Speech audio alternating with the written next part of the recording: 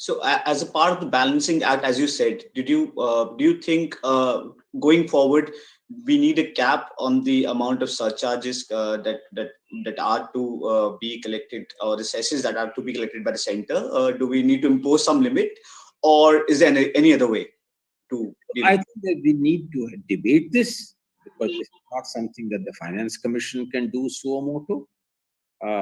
We did what we could, namely that instead of writing poetry on this, of wanting to put a limit and so on and so forth, we actually calibrated. So as of now, debt and surcharge as a percentage of the gross tax revenue crept up from 10.4% in 2010-11 to 19.9% in the BE of 2021. So over a period of 10 years or so, as you can see, virtually there's a doubling of that.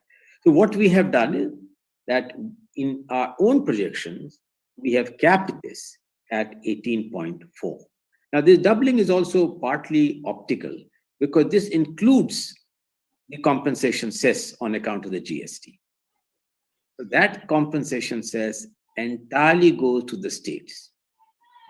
So if you take that out, which is about 3% or so, this 19.9 minus that would be in the region of around 16%, which of course is also substantially higher from 10.4 to 16%. But we need to keep certainly this element in mind.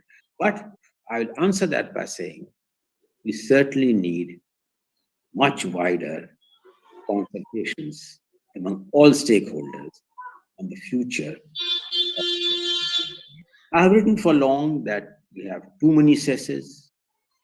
They were all imposed at a particular point in time. There has been some rationalization, but still the number of cesses and the extent to which these cesses have gone in for uses which were designed by the legislations concerned, all that needs a more fundamental review.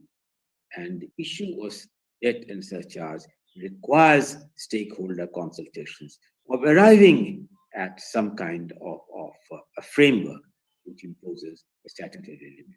Because it cannot be the intention of any government. Certainly it was not the intention of the constitutional experts. Certainly it was not the intention in the constitutional amendment that whatever is given by way of Finance Commission's awards are neutralized by a simultaneous rise in the incidence of debt and surcharge.